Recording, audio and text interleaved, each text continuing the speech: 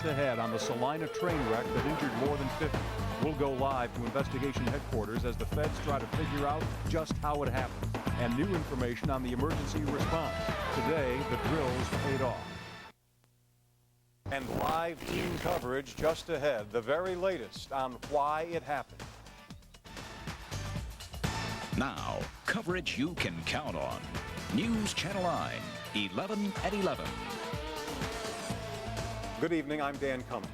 I'm Elisa Parenti, and here's what's new tonight. Dozens hurt, but few answers into why two trains smashed into each other in the town of Salina today. We have continuing team coverage on the accident and the investigation that tonight is just beginning. It happened just before noon on tracks owned by CSX, right behind the Syracuse China factory in Lincourt.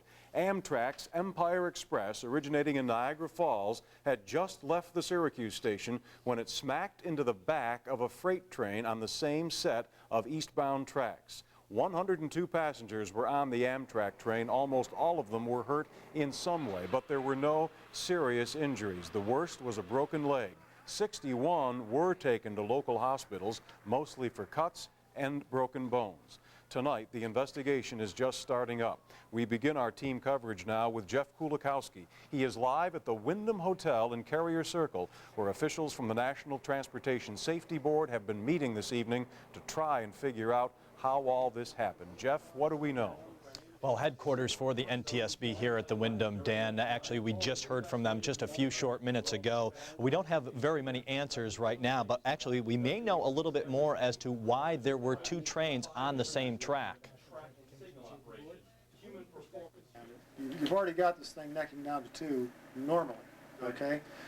Now they were doing track work, so they had to take one of the other tracks out of service, one of the inside main tracks out of service, and that's why you had two trains on one track headed the same direction, and that's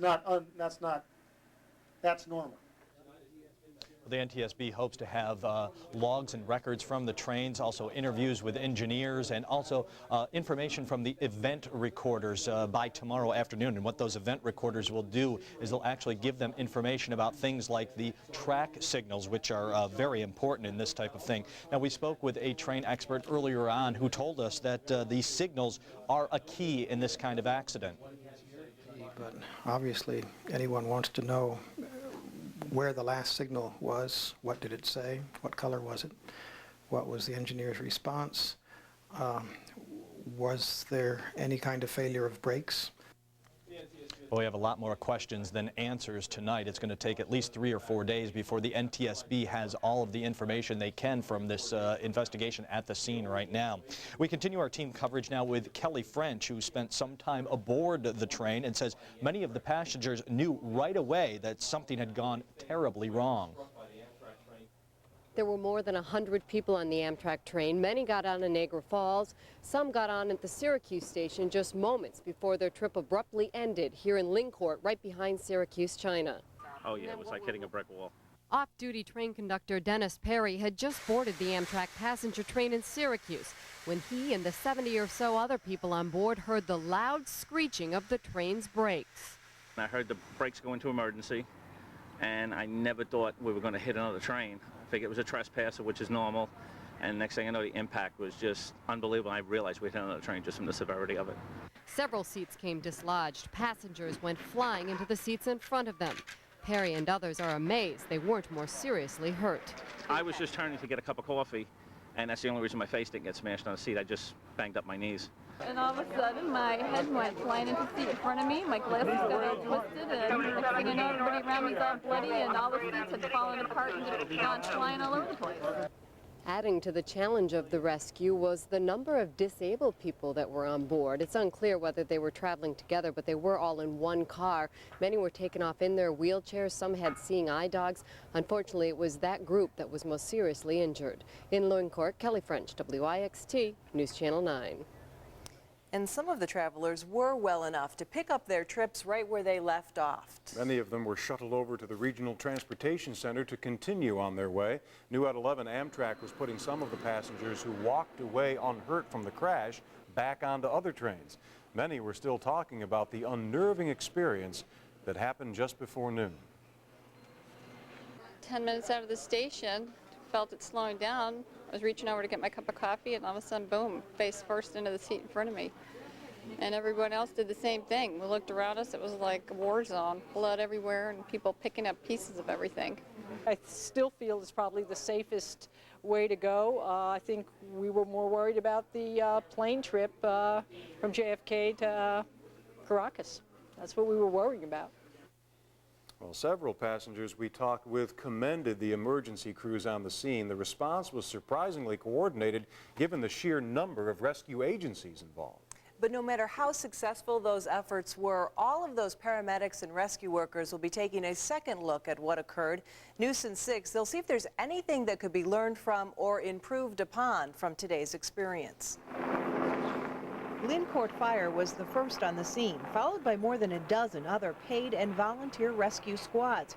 Even the private sector was involved as the Syracuse China factory became a treatment area. Almost all of the 102 passengers needed some kind of medical attention. But once it's all over and those patients have been cared for, the work continues as those rescuers rethink all that happened. Did we do things like size up the incident?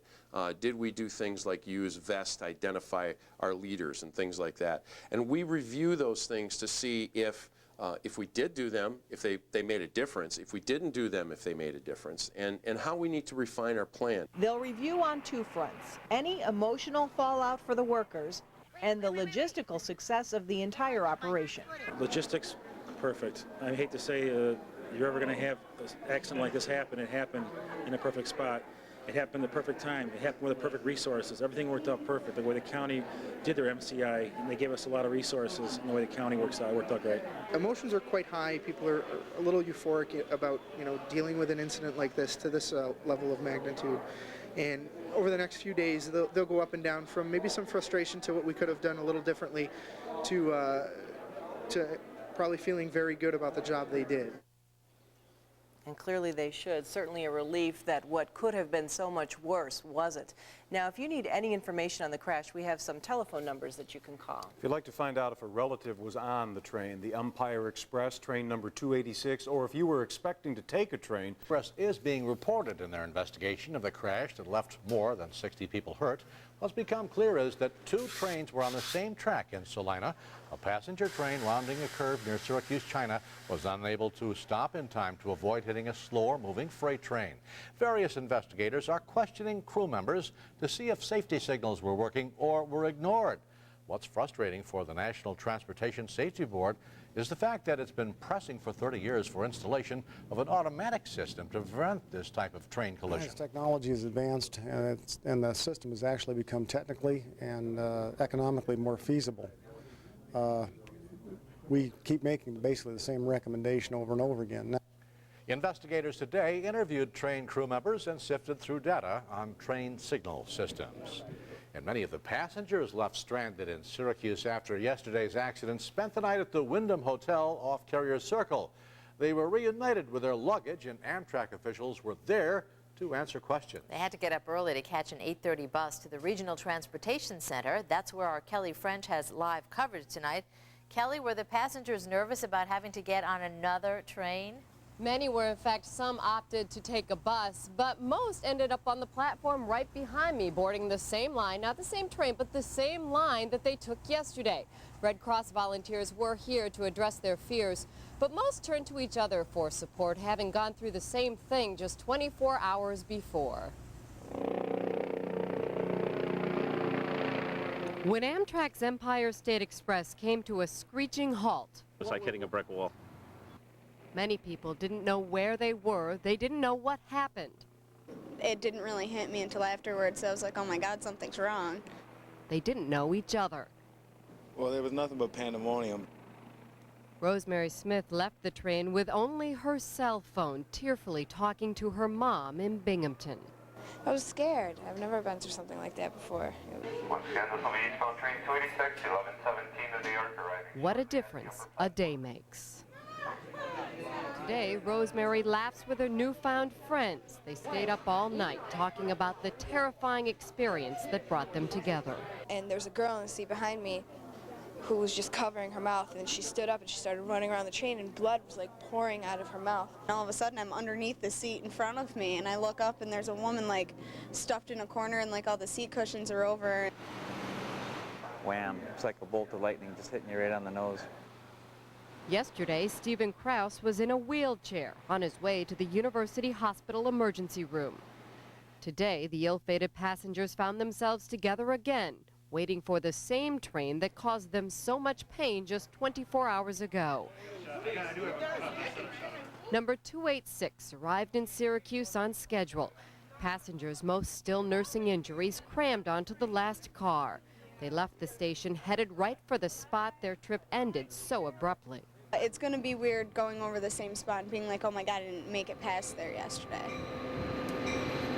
They were on their way to wherever they were going, and that they all know they have to be thankful for. What a difference a day makes. The Red Cross also found out where everyone was going, where their destination was, and made sure that mental health volunteers were waiting for them when they reached their destination. Rod and Carrie? All right, Kelly French with our live coverage from the train station. Thank you.